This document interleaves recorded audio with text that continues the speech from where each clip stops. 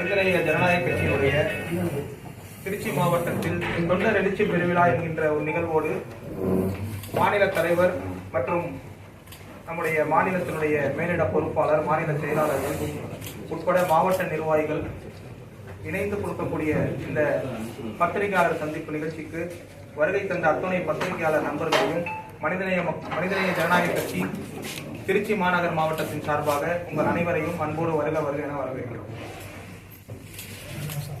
திருச்சி மாநகரில் நடைபெறக்கூடிய மனிதநேய ஜனநாயகத்தினுடைய ஊடகவியலர் சந்திப்புக்கு வரையறுக்கக்கூடிய பத்திரிகையாளர்கள், ஒளிப்பதிவு கலைஞர்கள் உள்ளிட்ட அனைவரையும் வரவேற்று மகிழ்கிறோம். எங்களுடைய காலை நேர நல்வாழ்த்துக்களை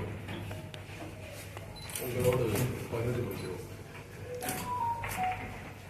ஒரே நாடு ஒரே தேர்தல் என்ற கொள்கையை அமல்படுத்துவோம் என்று நேற்றைய தினம் ஒன்றிய அமைச்சரவை முடிவு செய்திருப்பதாக வந்திருக்கக்கூடிய செய்திகள் ஏற்கத்தக்கதாக இல்லை. ஏனெனில் இந்தியாவுடைய ஜனநாயக அமைப்பை மாற்றி அமைக்கும் நோக்கோடு ஒன்றிய அரசு முடிவெடுத்துக் கொண்டிருக்கக்கூடிய பல விஷயங்களில் ஒன்றாகத்தான் இதை பார்க்கின்றோம்.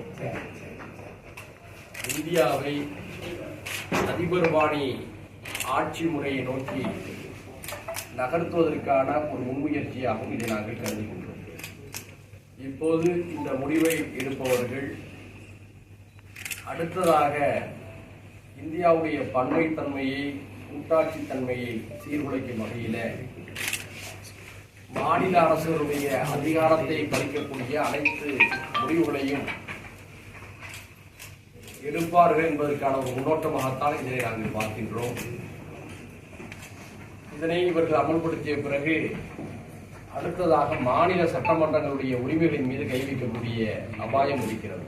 அதாவது தமிழ்நாடு உள்ளிட்ட மாநில சட்டமன்றங்கள் எல்லாம் அதனுடைய அதிகாரத்தை குறைத்து ஒரு மாநகராட்சி லெவலுக்கு அவற்றை தரம் இறக்கக்கூடிய வேலையை செய்வார்கள். மாநில முதலமைச்சருடைய அதிகாரத்தை ஒரு மாநகராட்சி மேயருக்கான அதிகாரமாக குறைப்பார்கள். சட்டமன்ற உறுப்பினர்களுடைய அதிகாரத்தை எல்லாம் ஒரு மாநகராட்சி உறுப்பினருடைய அதிகாரத்துக்கு தரம் இறக்குவார்கள் என்ற அச்சய நிலையை ஏற்படுத்தக்கூடிய வகையில் தான் இவருடைய செயல்பாடுகள் இருக்கிறது. நாட்டில் பல்வேறு அரசியல் கட்சிகள் தங்களுடைய மாற்று கருத்துக்களை தெரிவித்த நேரத்திலும் தாங்கள் அமைத்த குழுவின் பரிந்துரையின்படியில் இம்முடிவை செயல்படுத்துவதாக அறிவித்திருக்கிறார்கள். கூட்டாட்சி தத்துவத்தையும் ஜனநாயகத்தையும் பாதிக்கக்கூடிய எந்த முன்வரவையும் ஒன்றிய அரசு எடுக்கக்கூடாது, அதை தவிர்க்க வேண்டும் என்று நாங்கள் வலியுறுத்தி கேட்டுக்கொள்கிறோம். இந்திய இலங்கை கடல் பரப்புக்கு இடையே தொடர்ச்சியாக நம்முடைய தமிழ்நாட்டு மீனவர்கள் இலங்கை கடற்படையாலும் மறுபுறம் இலங்கையின் கடல் கொள்ளையர்களாலும் அடுத்தடுத்து தாக்கப்பட்டுக் கொண்டிருக்கிறார்கள். உயிரிழப்புகள் ஒரு புறம், மீனவர்களுடைய படகுகளை சேதப்படுத்துவது ஒரு புறம், மீன்பிடி உபகரணங்கள், சாதனங்களை கைப்பற்றிச் செல்வது ஒரு புறம் என்று நம்முடைய தமிழ்நாட்டு மீனவர்கள் மிகப்பெரிய துன்பத்திற்கும் இழிவுக்கும் ஆளாகி வருகிறார்கள்.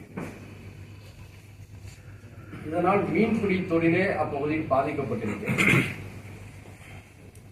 இதனால் மீனவர்களும் மீன்பிடி தொழிலும் மட்டும் பாதிக்கவில்லை, உள்நாட்டு மீன் வர்த்தகம் பாதிக்கப்படுகிறது. இங்கு பிடிக்கக்கூடிய மீன்களை வெளிநாட்டுக்கு ஏற்றுமதி செய்து அந்நிய வருவாயை நாம் ஈட்டுகிறோம் அல்லவா, அதற்கு பாதிப்பு ஏற்படுகிறது. இப்படி நாட்டுடைய பொருளாதாரத்துக்கும் ஒரு பாதிப்பாக இருக்கின்ற காரணத்தினாலே ஒன்றிய அரசு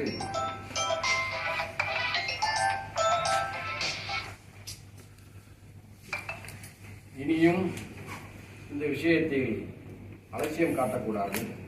அங்கே எடுத்துங்க.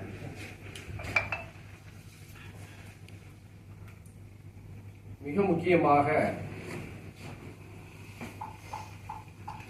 இலங்கையுடைய கடற்படை கைது செய்த நம்முடைய மீனவர்களை நீதிமன்றத்திலே இலங்கையிலே ஆஜர்படுத்தும் போது அவர்கள் அபராதம் விதித்திருக்கிறார்கள். அது அந்த நாட்டுடைய சட்டம் என்ற அடிப்படையில் நாம் அவற்றை குறை கூறவில்லை. ஆனால் கைது செய்யப்பட்ட நம்முடைய தமிழ்நாட்டின் மீனவர்களை மொட்டையடித்து அனுப்பக்கூடிய அதிகாரத்தை அவர்களுக்கு கொடுத்தது யார்? இது அப்பட்டமான ஒரு மனித உரிமைகள். இதனை ஒன்றிய அரசு வேடிக்கை பார்க்கக்கூடாது. நம்முடைய மீனவர்களுக்கு மட்டுமல்ல, நம்முடைய நாட்டு குடிமக்களை அவமானப்படுத்துவதாக இது அர்த்தம்.